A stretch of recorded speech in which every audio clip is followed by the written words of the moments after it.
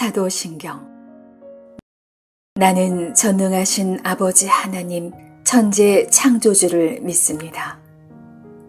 나는 그의 유일하신 아들 우리 주 예수 그리스도를 믿습니다. 그는 성령으로 잉태되어 동정녀 마리아에게서 나시고 본디오 빌라도에게 고난을 받아 십자가에 못 박혀 죽으시고 장사한 지 사흘 만에 죽은 자 가운데서 다시 살아나셨으며 하늘에 오르시어 전능하신 아버지 하나님 우편에 앉아 계시다가 거기로부터 살아있는 자와 죽은 자를 심판하러 오십니다. 나는 성령을 믿으며 거룩한 공교회와 성도의 교제와 죄를 용서받는 것과 몸의 부활과 영생을 믿습니다. 아멘.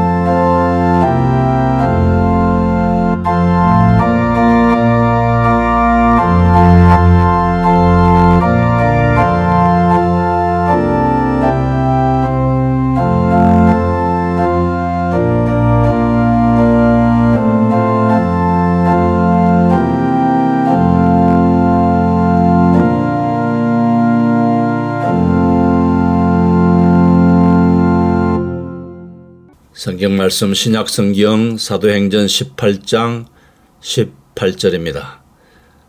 바울은 더 여러 날 머물다가 형제들과 작별하고 배 타고 수리아로 떠나갈새 브리스길라와 아굴라도 함께 하더라.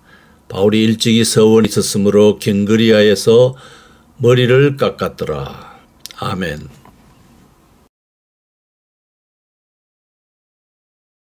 바울이 머리를 깎은 곳입니다. 여자 집사 베베 기념교회당입니다. 정통파 유대교 랍비의 모습입니다. 머리를 깎지 않고 수염도 길게 하고 다닙니다. 유대교 최고 랍비의 복장입니다. 아마도 바울은 이런 외양으로 의관정절하고 자기의 권위를 과시하면서 제1차, 제2차 선교 여행을 했을 것으로 추정됩니다. 이런 모습의 바울이 갱그리아에서 머리를 깎았습니다.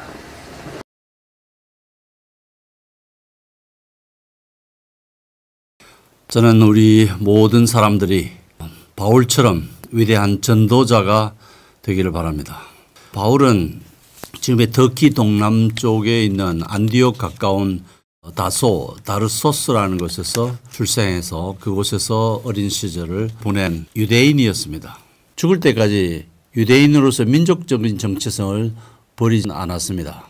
그러나 종교적인 더 이상의 유대교인이 아니었습니다. 왜냐하면 유대교는 그 율법의 계명들을 지키고 행함으로 의인이라는 인정을 받을 수 있고 구원을 받을 수 있다고 가르치지만 바울은 사람이 자기 행위로 공적을 쌓아서 그것 덕분에 구원을 받을 수 있다고 생각하지 않았습니다. 오직 예수 우리를 위해서 십자가에 대신 못 박혀 죽으신 그분을 믿음으로 구원을 받을 수 있다고 가르쳤어요. 이것이 복음입니다. 복음의 핵심은 예수 그분이 그리스도시라는 겁니다. 예수 외에는 구원의 길이 없다. 유대인들은 예수님을 그리스도라고 믿지 않았기 때문에 그 유대인들에게 예수님 그분이 그리스도시다. 하나님과 인간 사이의 유일한 중보자시다라는 것을 열심히 전파하러 다녔어요.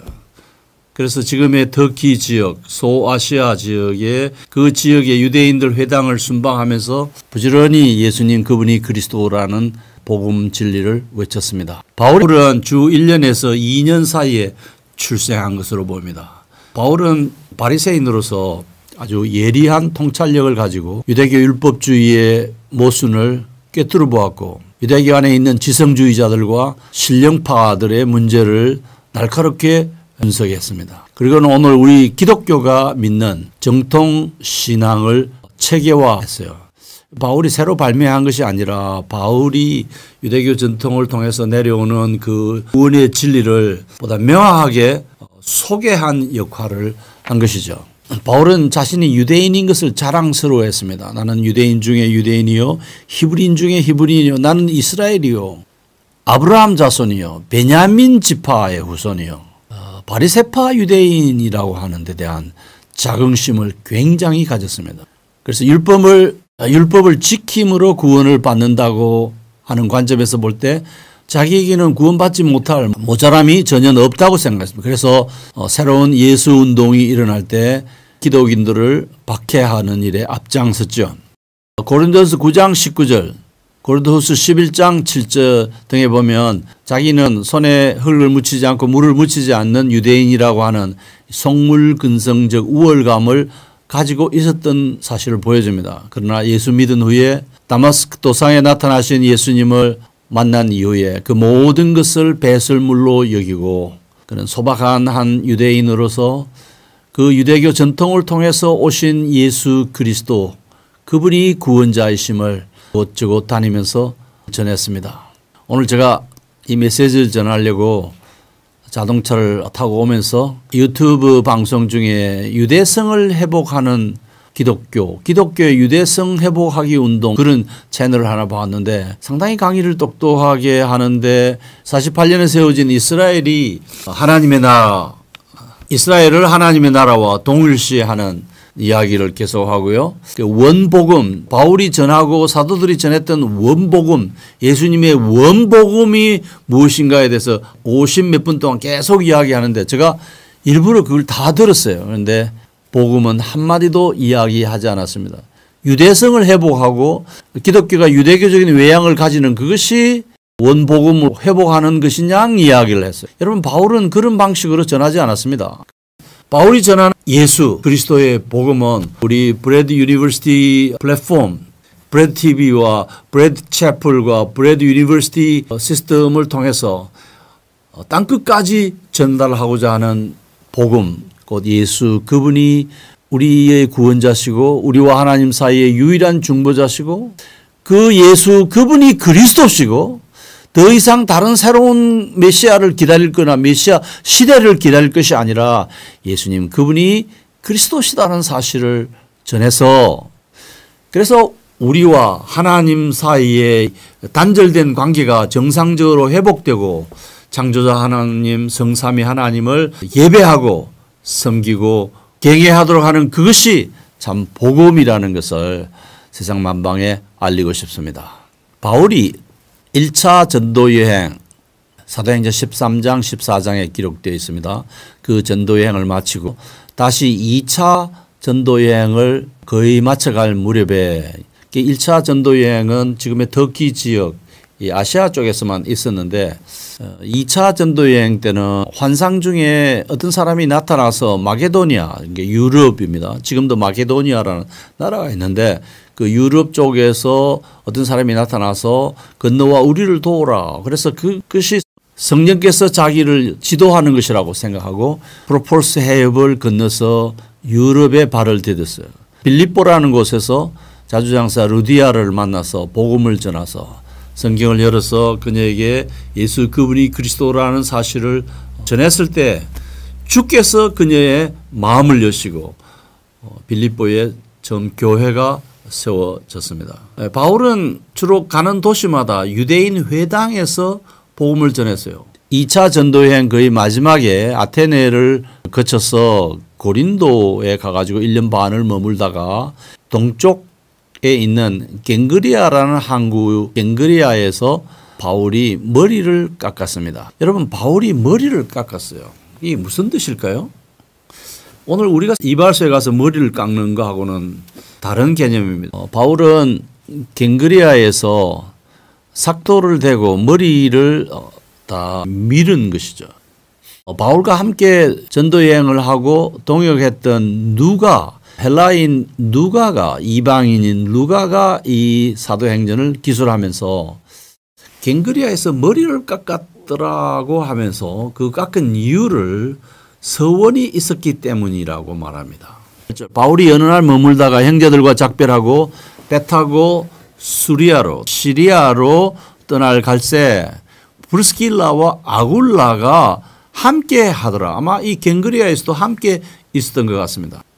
이 브리스길라와 아굴라는 고린도에 살던 부부인데 아굴라가 남편이고 브리스길라가 부인이었어요.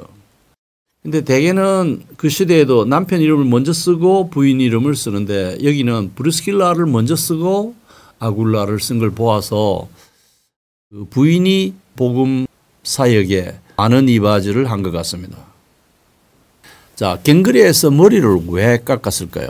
지금 이제 갱그리아 항구에서 배를 타고 에게해라고 하는 지중해 북부 지역의 바다를 건너면 그 당시의 기술로는 이틀 내지 3일을 가면 에베소라는 항구 도시에 도착합니다. 그리고 에베소를 거쳐서 안디옥으로 가서 이제 2차 전도 여행을 마치고요.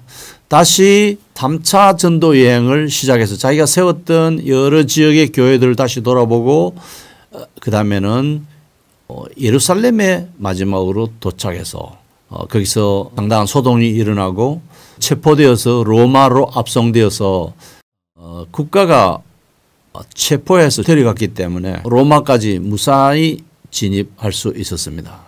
로마에서 순교합니다. 바울은 가는 곳마다 유대인 회당에 들어가서 강론을 했어요. 그 유대인들이 바울을 환영했습니다. 회당장이 환영하고 그 회당이 장소를 제공해서 그의 강론을 들었어요. 저 예루살렘에서 온 위대한 랍비가 오늘 우리에게 와서 성경을 가르쳐 주려고 한다. 그래서 그들이 모여서 가만히 들었는데 한참 진행이 되다가 들어보니까 예수님이 그리스도라고 외치거든요. 그러니까 사람들이 그때부터 분노하기 시작합니다. 예수님은 그리스도가 아니다. 아직 메시아가 오지 않았다.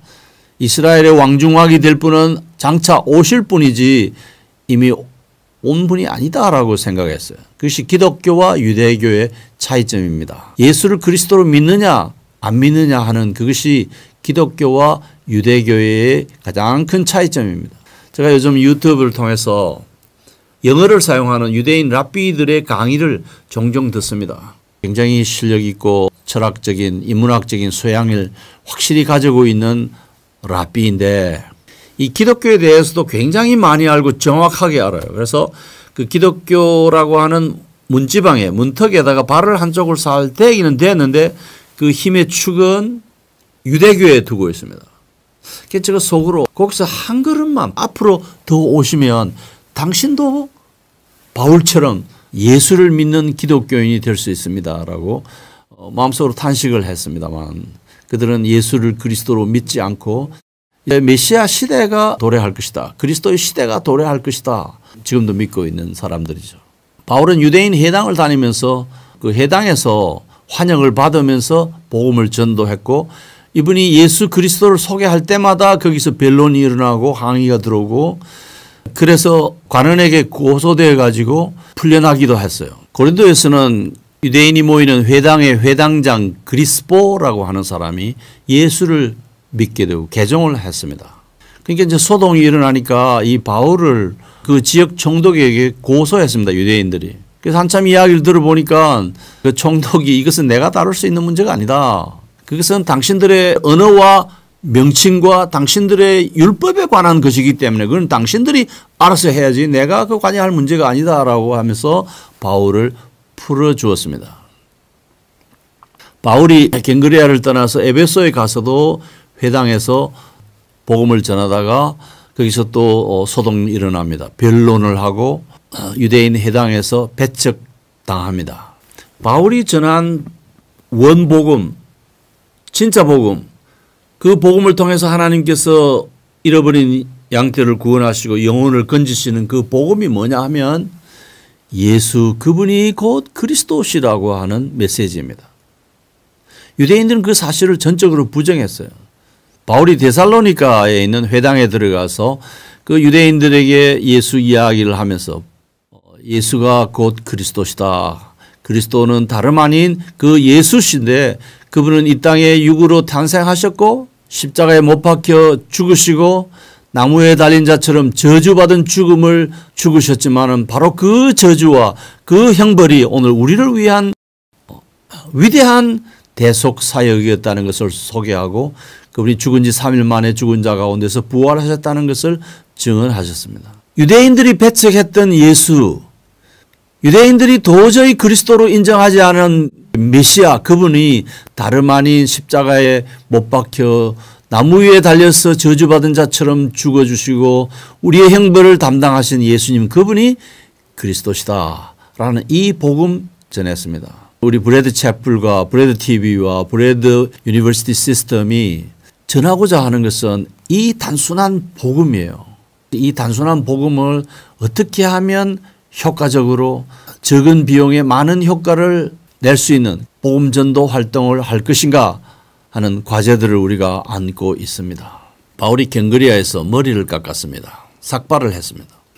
역사가는 그냥 한마디 슬쩍 하고 지나갈 수도 있지만 상당히 의미심장한 일들 있을 때 그것을 역사로 남깁니다. 사도행전의 저자 누가는 바울이 머리를 깎은 이유가 일찍이 서원을 했기 때문이다. 일찍이 서원이 있었다라고 이야기해요. 서원, 영어로 vow라고 합니다. 단호히 나는 그렇게 하고야 말겠다라는 대단한 각오, 대단한 결심을 한 그것을 서원이라고 하는데 여러분 바울이 무슨 서원을 가졌길래 머리를 깎았겠습니까? 한국의 정치인들은 자기의 결백을 밝히기 위해서도 머리를 깎지만 대개는 항의, 시위, 저항을 드러내기 위해서 머리를 빡빡 문지르는 일들이 있습니다. 일본 사람들은 걸핏하면 머리를 깎아요. 어떤 스승을 만나기로 했는데 그 약속 시간이 좀 늦었을 경우에도 삭발하고. 일본인들이 바울에게서 삭발의 전통을 배웠다고 볼 근거는 없습니다. 그러면 바울이 왜 삭발을 했을까요? 나실인이라고 들어보셨어요? 나실인이라고 유대인들 중에 부모가 아이를 대신하거나 본인 자신이 자기를 성별해서 일생 동안 살기로 서원하는 거. 그게 나실인 서원인데요. 민수기 6장에 나타납니다. 6장 1절에서 21절 사이 평생 포도주를 마시지 아니하고 포도로 만든 어떤 것도 마시지 아니하고 삭도를 하지 아니하고 죽음을 멀리 했습니다. 시체를 가까이 하지 않는 그래서 자기를 정결하게 보존하고 정결하게 지키는 삶을 살도록 했습니다. 그게 나실인 서원인데 그 나실인 서원을 하면 머리를 깎지 않습니다. 그런데 지금 이 본문에서는 바울이 오히려 머리를 깎았어요.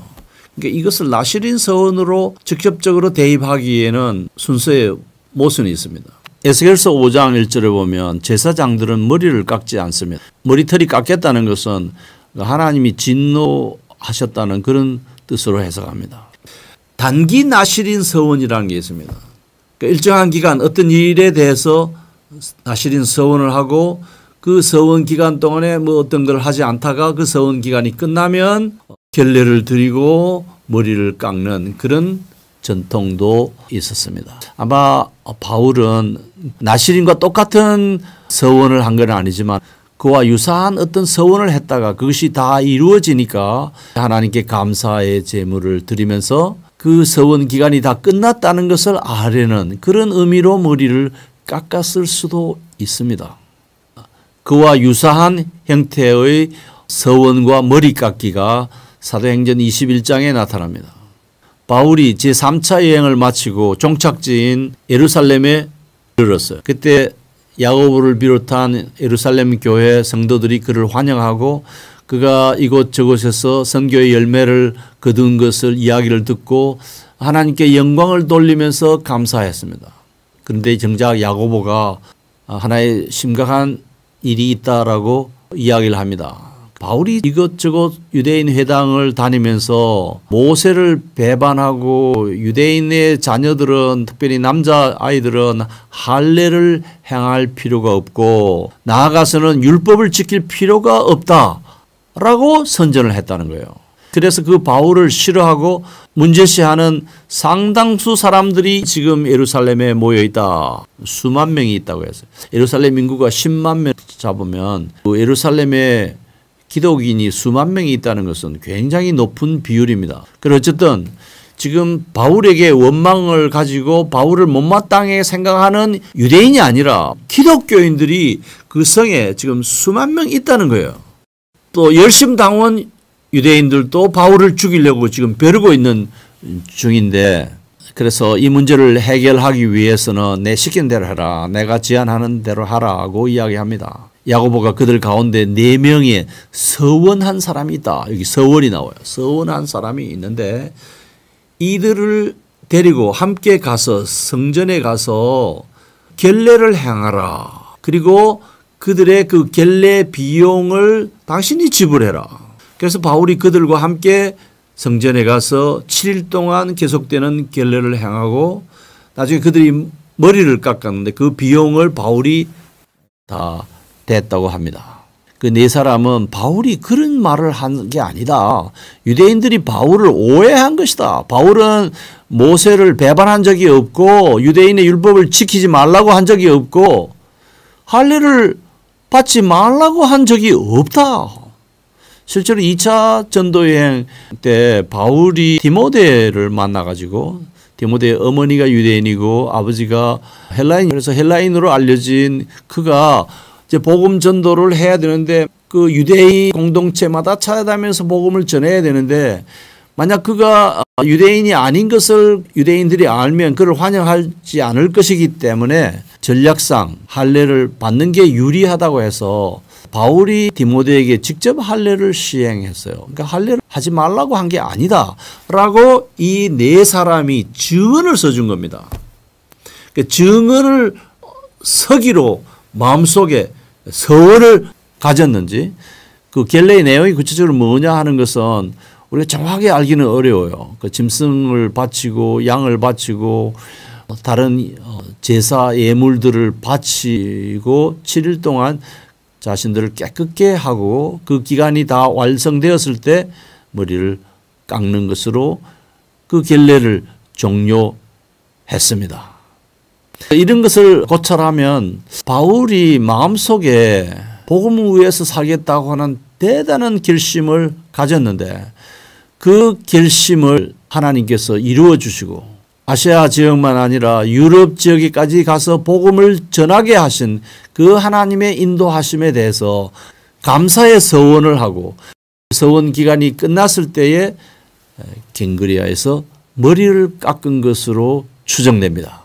신약 학자 가운데 F.F. 브루스라고 하는 사람, 영국인 학자인데 꽤 유명한 분이시죠. 그분이 하는 말이 바울이 갱그리아에서 머리를 깎은 것은 나실인 서약과 머리 깎는 거와는 별개의 문제다고 설명합니다. 나시린 서원은 이스라엘 안에서 행해졌지 이스라엘이라는 지역 밖에서 나시린 서원이 행해진 적은 없어요. 그러니까 바울이 머리를 깎았다는 이것이 나시린 서원과 동일시하는 것은 지나친 대입으로 보입니다. 서원을 하고 머리를 깎는 이 새로운 풍습이 나시린 전통에서 약간 변형된 게 아닌가 하는 생각을 줍니다. 저는 여기서 신약학자들에게 좀 진지하게 생각해 보라고 권하고 싶은 게 있어요.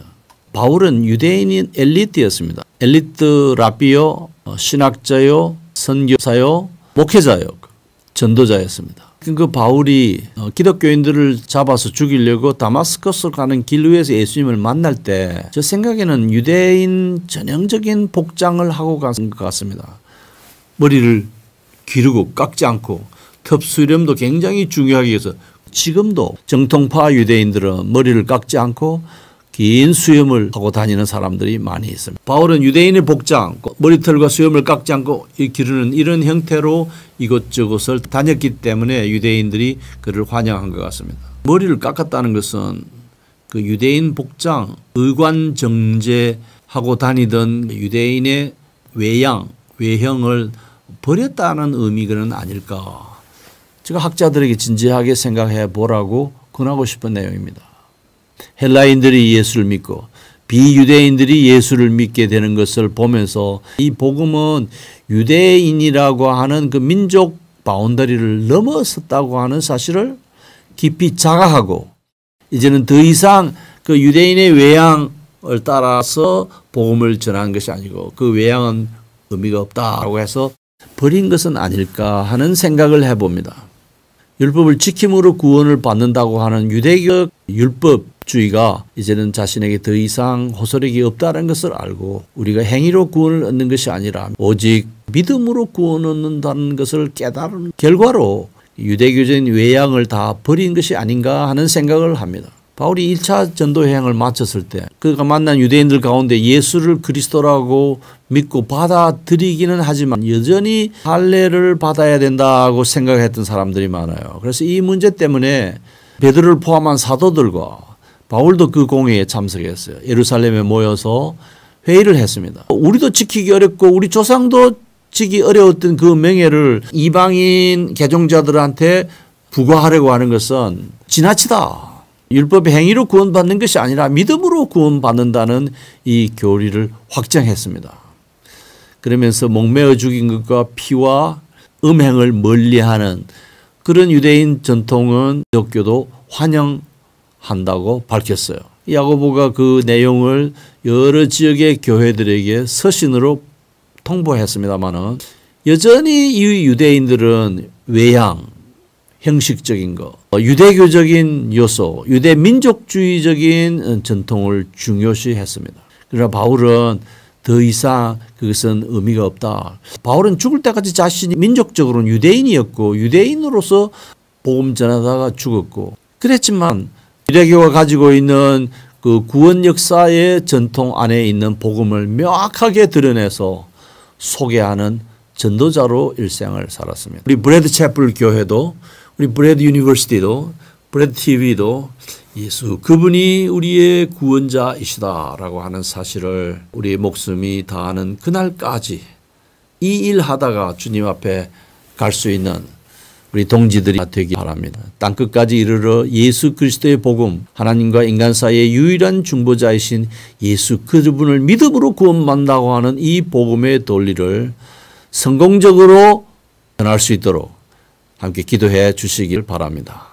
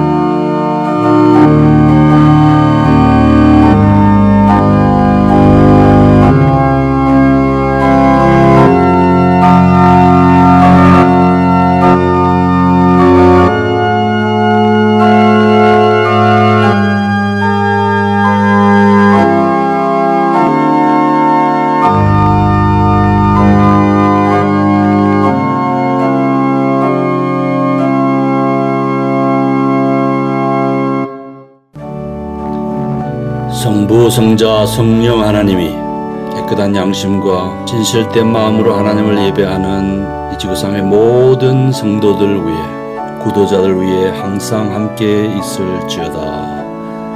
아멘.